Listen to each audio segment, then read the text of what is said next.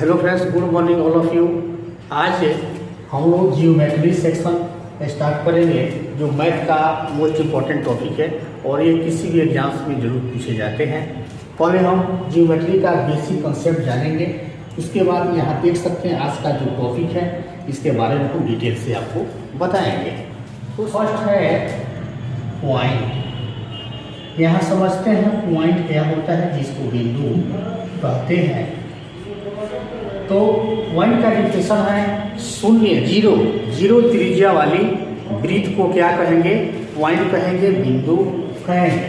जैसे यहाँ ऐसे दे दिया तो इसकी ना कोई लंबाई है ना चौड़ाई है ना कोई भी इसमें डायमेंशन नहीं है, बिना बीमा वाली, ना लंबाई चौड़ाई ना ऊंचाई, इसको बोलेंगे पॉइंट बिंदु। या इसको कहते हैं शून्य त्रिज्या वाली वृत्त, वैसा वृत्त जिसका त्रिज्या क्या हो, रेडियस क्या हो, जीरो है ना। उसके बाद है लाइन। दूसरा है लाइन का अर्थ होता है LINE, इसको रेखा भी कहते हैं। तो अगर हम सिंपल एक ऐसे खींच दें इस तरीके से, इसको बोलेंगे लाइन, रेखा। और रेखा का नाम एक स्टार्टिंग पॉइंट होता है और एक इसका लास्ट पॉइंट। रेखा का स्टार्टिंग पॉइंट और लास्ट पॉइंट दोनों नहीं होता है, ठीक है। इसमें दोनों तरफ एरो साइन, तीर का चिन्ह रहता है, यानी कहाँ से शुरू हुई ये भी निश्चित नहीं है और इसका एंड कहाँ है ये भी डिफिनिट नहीं है। तो इसको बोलते हैं रेखा। और रेखा मान लीजिए अगर हम इसका नाम AB देते हैं तो सिंबल फॉर्म में ना हम ऐसे इसको डिनोट करेंगे। दोनों साइड में एरो साइन देना है क्योंकि इसका स्टार्टिंग और लास्ट पॉइंट डिफिनिट नहीं होता है, ठीक है। इसके बाद है लाइन सेगमेंट। थर्ड है लाइन सेगमेंट। लाइन सेगमेंट जैसे मान लीजिए ये कोई लाइन है और इसका कोई हिस्सा कोई हम फिक्स कर दें, सपोज यहाँ से और यहाँ तक, ये मान लीजिए P है और ये Q है। तो यहाँ PQ क्या है, इसको बोलेंगे लाइन सेगमेंट, रेखा खंड। यानी रेखा का कोई हिस्सा जिसका लंबाई निश्चित हो उसको रेखाखंड के नाम से जानते हैं। तो रेखाखंड रेखा का एक ऐसा भाग होता है जिसकी लंबाई निश्चित होती है और रेखाखंड को ना हम लोग चाहे तो सिंबॉलिक फॉर्म में, यहाँ PQ है तो इसको आप ऐसे लिख देंगे, ठीक है। इसमें एरो साइन नहीं होता है क्योंकि इसकी लंबाई फिक्स होती है, निश्चित होती है। इसके बाद है इंटरसेक्टिंग लाइंस। 4 नंबर समझते हैं।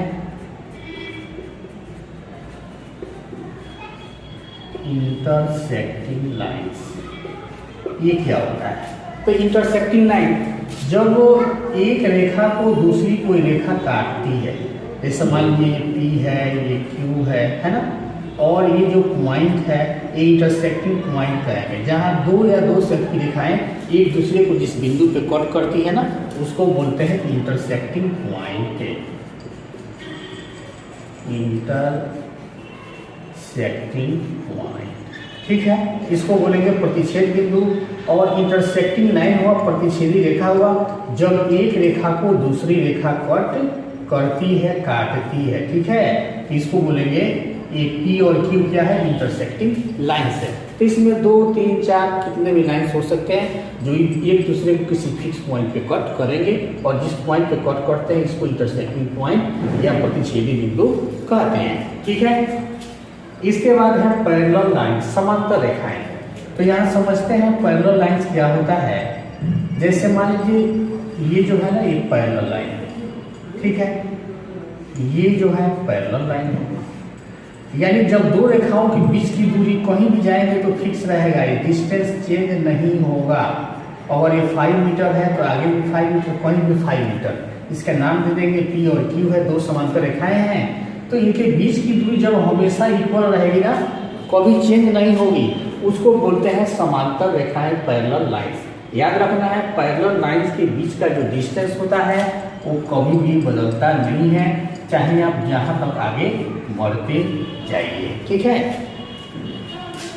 इसके बाद है कॉन्करेंट लाइंस।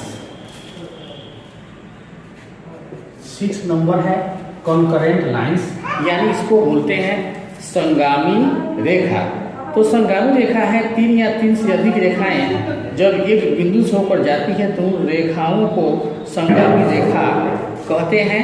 ठीक है, जैसे मान लीजिए एक ये रेखा हो गई, एक ये रेखा हो गई, एक ये रेखा हो गई, एक ये रेखा हो गई। तो कहीं भी अगर देखेंगे किसी भी पॉइंट से अगर 3 या 3 से अधिक रेखाएं जब गुजरती हैं, इनको बोलते हैं संगामी, कॉन्करेंट लाइन संगामी रेखा।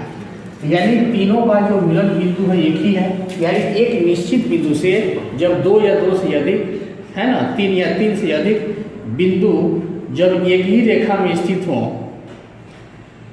3 या 3 से अधिक रेखाएं जब एक बिंदु से होकर जाती हैं तो इनको संगामी रेखा। तो संगामी रेखा ए हो गया, बी हो गया, सी हो गया, डी हो गया, ये सब क्या है संगामी रेखाएं हैं, क्योंकि ये सभी रेखाएं एक ही बिंदु से होकर के जा रही हैं। जब 3 या 3 से अधिक बिंदु से होकर के 3 और मतलब जितने चाहे उतने रेखा खींच ले, उनको बोलते हैं संगामी रेखा या कॉन्करेंट लाइन्स। इसके बाद है नॉन कॉन्करेंट लाइन्स से। तो नॉन कॉन्करेंट का अर्थ हुआ ठीक इसका ऑपोजिट है नॉन कॉन्करेंट में, यानी इसका उल्टा हम लोग को चलना है। यानी 3 या 3 से अधिक रेखाएं जब एक बिंदु से नहीं होकर अलग अलग बिंदु से होकर गुजरे तो उन रेखाओं को असंगामी रेखा कहते हैं। मान लीजिए कोई रेखा यहाँ से गुजर रही है, एक रेखा ऐसे गुजर गई, एक ऐसे गुजर गई, एक ऐसे गुजर गई, तो सबका मीटिंग पॉइंट एक जगह एक पोजीशन पे नहीं है, तो ये सभी क्या है असंगामी रेखाएं हैं। उसके बाद है रेज। रेज मतलब हुआ किरण, यानी किरण का नाम एक स्टार्टिंग पॉइंट होता है, ये नंबर कितना है 8 नंबर, तो इसका ना स्टार्टिंग पॉइंट होता है लेकिन लास्ट पॉइंट इसका नहीं होता है किरण का। याद रखना है किरण का जो है अंत बिंदु नहीं होता है, लेकिन इसका स्टार्टिंग पॉइंट होता है। इसको डिफाइन कर सकते हैं वैसी रेखा जिसमें एक प्रारंभिक बिंदु निश्चित हो लेकिन दूसरा अंत बिंदु अनिश्चित हो, उसको किरण कहते हैं। क्या कहेंगे? किरण। और किरण को मान लीजिए इसका नाम दे दें AB, तो आप इसको ऐसे डिनोट कर सकते हैं। किरण का मतलब क्या हुआ? जिसका लास्ट पॉइंट अंतिम बिंदु नहीं है लेकिन स्टार्टिंग पॉइंट है। ठीक है, इसको कहेंगे किरण या रेखा। आगे बढ़ते हैं एंगल। कोण का कॉन्सेप्ट समझते हैं। टॉपिक नंबर है 9। तो यहाँ है एंगल यानी कोण। तो एंगल हो गया, तो एंगल को डिफाइन करेंगे, दो किरणों अथवा दो रेखाखंडों के मिलने से एक झुकाव होता है ना, उस झुकाव को एंगल कहते हैं। मान लीजिए ये दो रेखा हो गया, एक ये हो गई और एक ये हो गई, और दोनों के बीच ये जो इंक्लाइन है, जो झुकाव है ना, इसी को एंगल या इसको कोण कहते हैं। तो दो रेखाओं के बीच जितने का झुकाव होता है उसको एंगल कहते हैं। एक रेखा ए हो गया, एक रेखा बी हो गया, और मान लीजिए सपोज वो बिंदु है जहाँ पे दोनों रेखा स्टार्ट होते हैं जहाँ से, तो एंगल को ना इस सिंबल से डिनोट करते हैं। इसको पढ़ेंगे एंगल, और ये लिखना हो तो AOB, इसको पढ़ते हैं एंगल AOB। ठीक है, तो दो रेखाओं के बीच का जो झुकाव है उसी को एंगल या कोण कहते हैं। और एंगल को आप डिग्री में या फ़ारेनहाइट में मापते हैं। इसके दो पैमाने हैं, या तो आप डिग्री में मेजर करें या रेडियन में आप चाहें तो इसको मेजर कर सकते हैं। ठीक है, अब है एंगल के टाइप्स। अब आपको जानेंगे टाइप्स ऑफ एंगल, यानी जो एंगल है, कोण है, वो कितने प्रकार के होते हैं, इसके कंसेप्ट को हम लोग समझें। तो पहला है, फर्स्ट जो एंगल है वह होता है न्यून कोण। पहला है न्यून कोण, और दूसरा है समकोण, और तीसरा है अधिक कोण ना। और चौथा है न्यून कोण, समकोण, अधिक कोण। इसके बाद है सरल कोण, बृहत कोण, पूर्ण कोण। एक शून्य कोण भी होता है, यहाँ देख लेते हैं। एक होता है शून्य कोण, है ना, और पांचवा है सरल कोण, और छठा है बृहत कोण, बृहत कोण, है ना, बृहत कोण। एक होता है पूर्ण कोण, कंप्लीट एंगल, पूर्ण कोण, ये भी देख लेते हैं। सातवां है पूर्ण कोण, तो इसको बोलते हैं एक्यूट एंगल, एक्यूट एंगल। और ये है राइट एंगल, और ये है एब्ट्यूज एंगल, एब्ट्यूज एंगल। और ये जीरो एंगल, जीरो एंगल। और ये है सरल कोण मतलब स्ट्रेट एंगल, ठीक है, स्ट्रेट एंगल। और बृहत कोण को बोलते हैं रिफ्लेक्स एंगल, रिफ्लेक्स एंगल। और ये है कंप्लीट एंगल, ठीक है। अब इसके बाद ये जितने भी टाइप के एंगल हैं, ये सभी एंगल को हम लोग समझते हैं।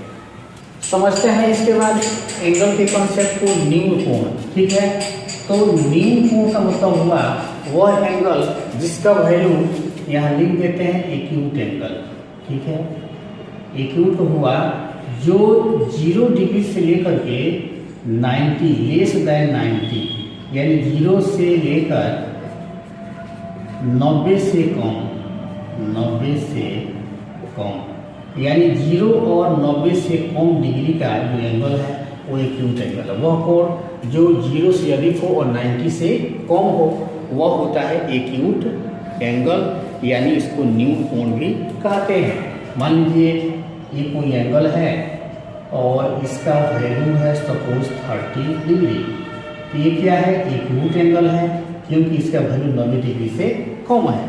तो 0 से ज़्यादा हो, 90 से कम हो, 90 से कम हो, वह एक्यूट एंगल होता है, ठीक है। आप चाहे तो ऐसे अगर यहाँ 30 है तो यहाँ 0 से बड़ा होगा 30 और 30 से बड़ा होगा 90। सिंबॉलिक फॉर्मूला आप ऐसे समझ सकते हैं, लिख सकते हैं। इसके बाद है दूसरा कॉन्सेप्ट है समकोण। तो जिस कोण का मान एक्यूरेट 90 डिग्री होता है, जो एंगल एक्यूरेट 90 का होता है उसको बोलते हैं राइट एंगल समकोण।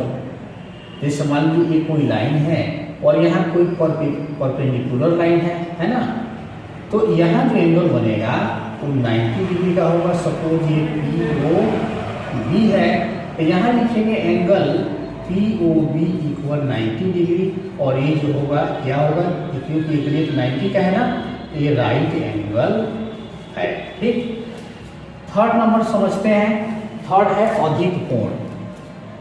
अधिक कोण यानी ये होता है ऑब्ट्यूज एंगल, ठीक है। यहाँ ये लिखे तो वो लिखना चाहिए था ऑब्ट्यूज एंगल। तो ऑब्ट्यूज में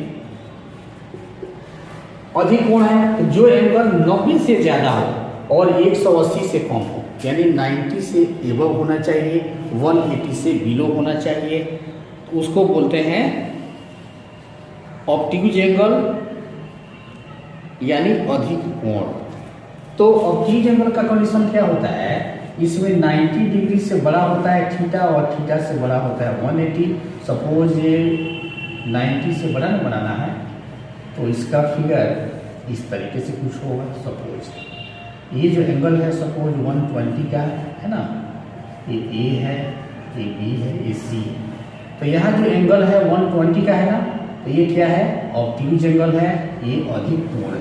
तो अधिक कोण का कंडीशन है 90 से बड़ा होना चाहिए और 180 से कम होना चाहिए, 90 और 180 के बीच में, ठीक है, वो अधिक कोण है, ऑब्टयूज एंगल है। इसके बाद है सरल कोण नहीं शून्य कोण है। तो जिस कोण का मान 0 डिग्री होता है, इसका नाम में ही आंसर है, यानी 0 डिग्री माप की जो एंगल है वो 0 एंगल कहते हैं, ये तो खैर बताने की कोई जरूरत नहीं है। उसके बाद है सरल कोण। 5 नंबर है स्ट्रेट एंगल। तो स्ट्रेट वर्क कोई लाइन है, रेखा है, और यहाँ जो एंगल बनेगा ये 180 का बनेगा। सपोज इसका नाम AB है, तो वह कोण जिसका मान एक्यूरेट 180 डिग्री का होता है, 180 का होता है, इसको बोलते हैं सरल कोण या स्ट्रेट एंगल, ठीक है, आपको याद रखना है। सरल कोण को हम लोग रिजु कोण भी कहते हैं, ठीक है, नाम याद रखना है, रिजु कोण। उसके बाद है बृहत कोण, रिफ्लेक्स एंगल। तो रिफ्लेक्स एंगल समझते हैं, जिस कोण की माप 180 से अधिक हो लेकिन 360 से कम हो, 360 डिग्री से कम हो, उसको बोलते हैं बृहत कोण या पुनर्युक्त कोण भी कहते हैं, रिफ्लेक्स एंगल भी कहते हैं। तो इसको यहाँ समझते हैं, सपोज ये कोई एंगल है और इसको ऐसे बना देते हैं A, इसका नाम सपोज O है, ये B है। तो ये जो एंगल होगा वह 180 से एबव होगा, 180 से ज़्यादा होगा, क्योंकि आप जानते हैं किसी भी पॉइंट पर 360 का एंगल बनता है। तो सपोज ये 30 अगर है, 30 डिग्री का है, तो एक पॉइंट पे 360 का बनता है, तो 360 माइनस 30 करेंगे, ये हो जाएगा 330, और ये क्या है 180 से ज़्यादा है, तो 180 से ज़्यादा होगा और 360 से कम होगा, ठीक है। Less more than 180 and less than 360 is called reflex angle, उसको बोलते हैं बृहत कोण, ठीक है। इसके बाद आता है आपका पूर्ण कोण, कंप्लीट एंगल। तो कंप्लीट एंगल का कॉन्सेप्ट यहाँ समझते हैं।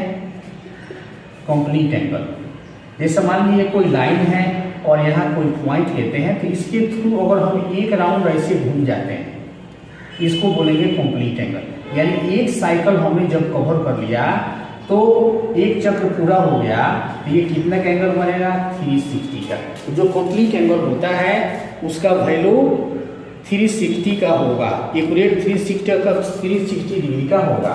तो 360 का है या 4 राइट एंगल का है, बात एक ही हुआ ना, क्योंकि एक राइट एंगल जो है 90 का होता है, तो अगर 90 से 360 में डिवाइड करेंगे तो 4 आएगा। जैसे 180 में 2 राइट एंगल होता है, 360 में 4 राइट एंगल होता है, ये कंसेप्ट आपको याद रखना है। इसके बाद है कोलिनियर पॉइंट, एक इंपॉर्टेंट है कोलिनियर पॉइंट। कोलिनियर पॉइंट का कंसेप्ट समझते हैं। अगर 3 बिंदु सपोज एक ही लाइन पर हो, सपोज ये A बिंदु है, ये B बिंदु है, ये C बिंदु है, तो इसको कहेंगे कोलिनियर पॉइंट, संरेख बिंदु। संरेख यानी समान रेखा पर, एक ही सेम रेखा पर जब 3 बिंदु हो तो उसको बोलते हैं संरेख बिंदु। आप समझ सकते हैं।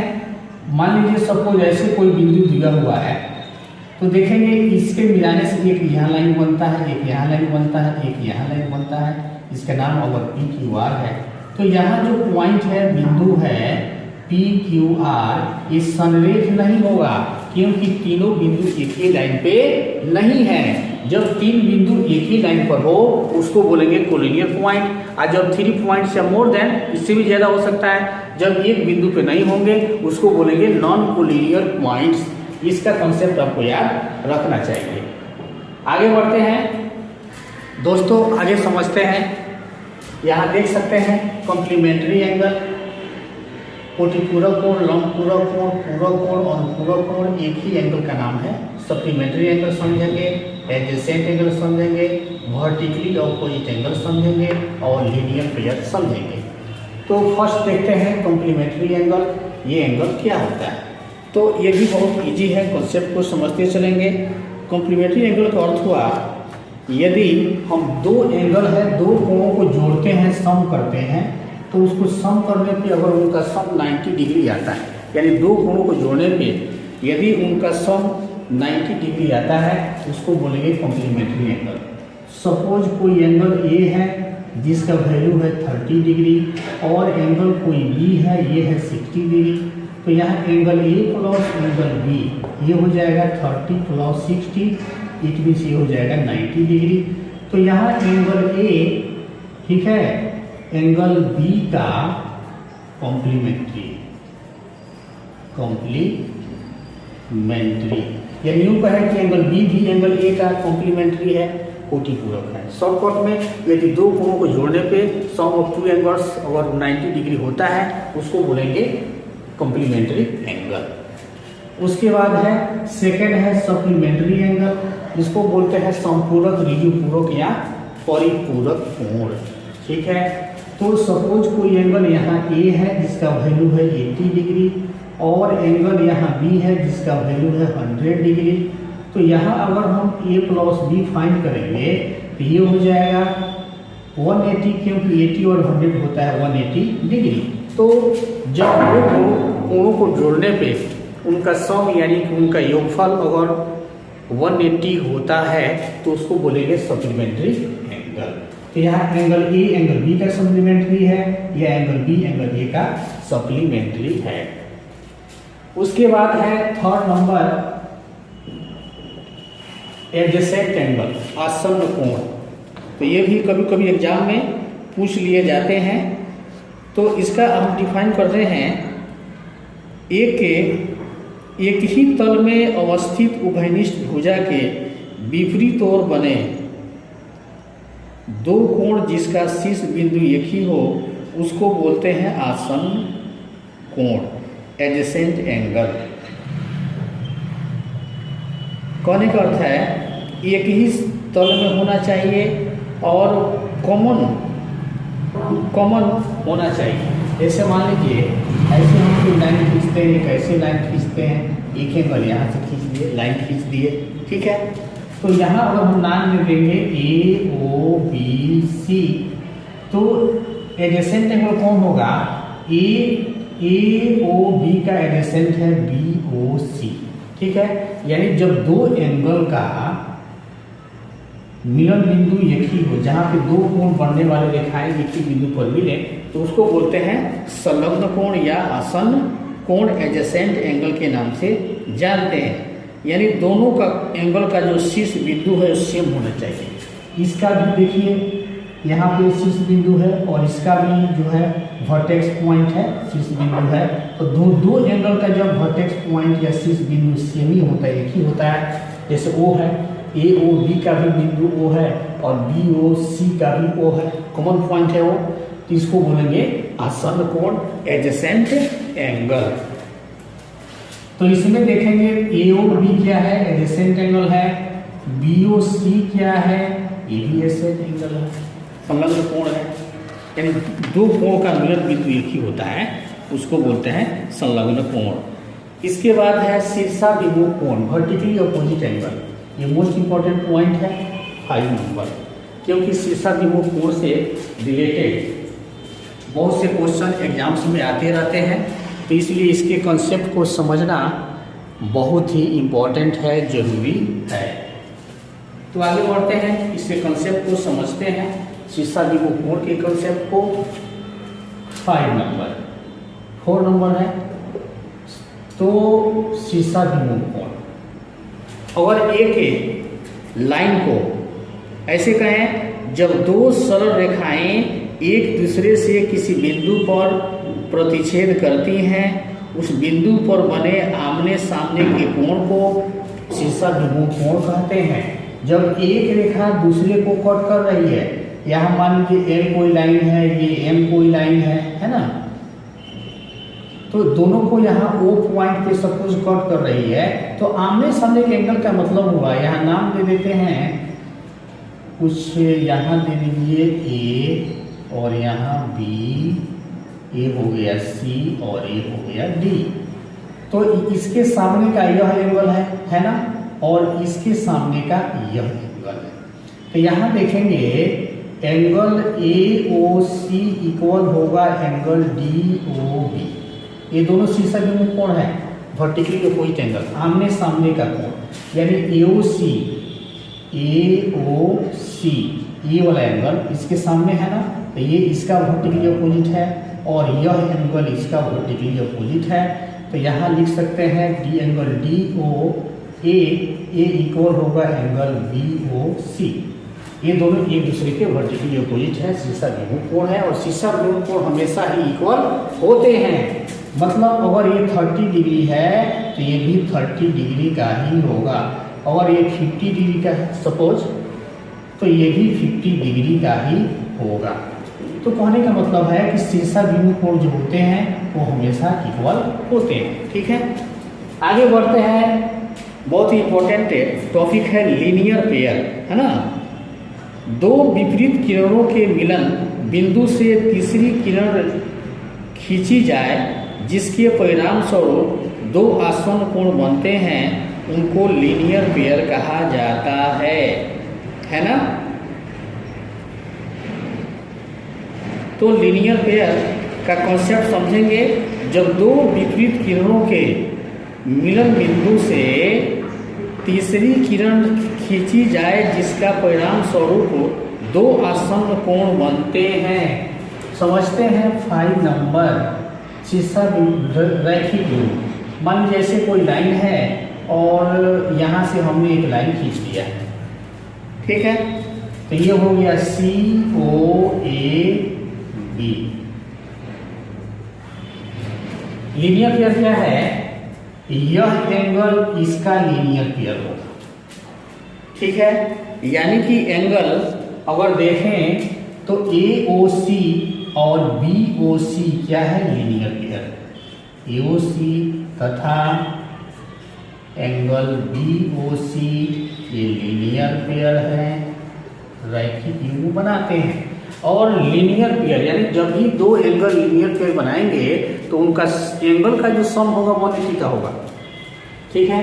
यानी रैखिक युग्म के जो कोण होते हैं ये दोनों को ऐड करेंगे तो रैखिक युग्म हुआ ना, इसका सम कितना होगा, angle AOC plus angle BOC ये हो जाएगा 180 डिग्री। ये कंसेप्ट आपको याद रखना है, ठीक है। ये हुआ लीनियर पेयर का कंसेप्ट। फ्रेंड्स आगे समझते हैं इंटरसेक्टिंग लाइंस, तिर्यक छेदी रेखा क्या होती है। तो अगर दो पैरेलल लाइंस हैं जैसे L और M है ना, दोनों पैरेलल हैं और इनको तीसरी कोई लाइन काटती है ना, जो काटने वाली लाइन होती है ना, जो दो पैरेलल लाइन को काटती है, इसको बोलते हैं इंटरसेक्टिंग लाइंस। और जब दो समांतर रेखाओं को कोई तीसरी रेखा काटती है तो ये सब इसका रिलेशंस क्या है ना, आपको अच्छा से समझना होगा। यहाँ जो एंगल 1 है 1 2 6 7 1 2 6 7, चूंकि ये चारों एंगल ना इस लाइन जो पैरेलल लाइन है इसके बाहर बन रहे हैं, ठीक है, आउट में बन रहे हैं, तो इसको एक्सटर्नल एंगल या बाहरी कोण कहते हैं। और 3 4 5 8 देख सकते हैं, 3 4 5 8 ये दोनों पैरेलल लाइंस के अंदर बन रहे हैं ना, इसको बोलते हैं अंतःकोण, ठीक है, इंटरनल एंगल। उसके बाद यहाँ लीनियर पेयर बनेगा 1/2 का, एंगल 1/2 का लीनियर पेयर है। बताया थे आपको लीनियर पेयर क्या होता है। मान लीजिए ये 1 एंगल है, ये 2 एंगल है, तो दोनों का मीटिंग पॉइंट यही ना है, तो ये दोनों क्या है, लीनियर पेयर है। और आपको बताए थे जब दो लीनियर पेयर होते हैं तो उनका सम कितना होता है, 180 डिग्री, आपको याद रखना होगा। तो ये सभी लीनियर पेयर हैं, देख सकते हैं 2 3 2 और 3 इधर से भी लीनियर पेयर बनेगा, इधर से भी बनेगा। तो इस तरीके से ये इतने लीनियर पेयर बनेंगे और ये सबका जो सम होगा, जैसे 2 और 3 का सम, 3 और 4 का सम, 4 1 का सम, है ना, क्योंकि लीनियर पेयर है, इनका सम कितना होगा 180 डिग्री, या इसको 2 राइट एंगल बोलेंगे। उसके बाद है समूह कोण यानी वर्टिकली अपोजिट एंगल। थोड़ा इसमें समझते हैं 1 3 एंगल 1 और 3 क्या है, ये वर्टिकली अपोजिट एंगल है, यानी यह एंगल और यह एंगल इक्वल होगा। जस्ट वैसे ही 2 और 4 भी इक्वल होगा। तो यहाँ 2 और 4 का बनेगा, 8 और 6 का, 8 और 6 ये दोनों एंगल सेम होंगे और 5 और 7 भी सेम होंगे, ठीक है। Angle 1 equal angle 3, 2 equal 4, 8 equal 6, 5 equal 7। इसको अच्छा से समझ सकते हैं। अब आते हैं एकांतर बाहरी कोणों का पेयर। एंगल क्या होता है? अल्टरनेट एक्सटर्नल एंगल पेयर, एकांतर बाहरी कोण युग्म 1 और 7। एंगल 1 देखेंगे और 7 देखेंगे, ये भी क्या है? अल्टरनेट है, और ये दोनों एंगल इक्वल होंगे। जितना डिग्री का एंगल 1 होगा ना, उतने ही डिग्री का एंगल 7 भी होगा। ठीक है, ये क्या है? एकांतर बाहरी कोण का युग्म है, पेयर है, ये हमेशा इक्वल होते हैं। 2 और 6 भी इक्वल होंगे। ये दो जो है बाहर बना है ना, और 6 भी आउटर है, बाहर है, ये 2 और 6 भी इक्वल होंगे।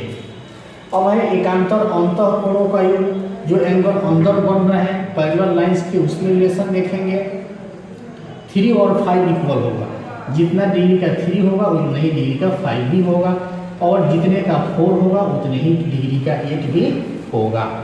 इसको बोलते हैं एकांतर अंतः कोणों का युग्म। ठीक है, उसके बाद है संगत कोणों का युग्म। कॉरेस्पॉन्डिंग एंगल पेयर कौन कौन है? तो 1 का 5 है, एक ही तरफ होना है ना, इस संगत कोण बोलते हैं। और इस संगत कोण हमेशा इक्वल होते हैं, बराबर होते हैं। 1 इक्वल 5 है, 2 इक्वल 8 है, आप यहाँ फिगर से समझ सकते हैं। दोस्तों आगे समझते हैं। इसके बाद आपको समझना है ज्योमेट्री में पॉलीगन यानी बहुभुज है, और समबाहुभुज है रेगुलर पॉलीगन। समझते हैं क्या होता है। फर्स्ट टर्म है पॉलीगन। पॉलीगन होता है 3 या 3 भुजाओं से, 3 या 3 से अधिक भुजाओं से घिरी हुई बंद आकृति को क्लोज फिगर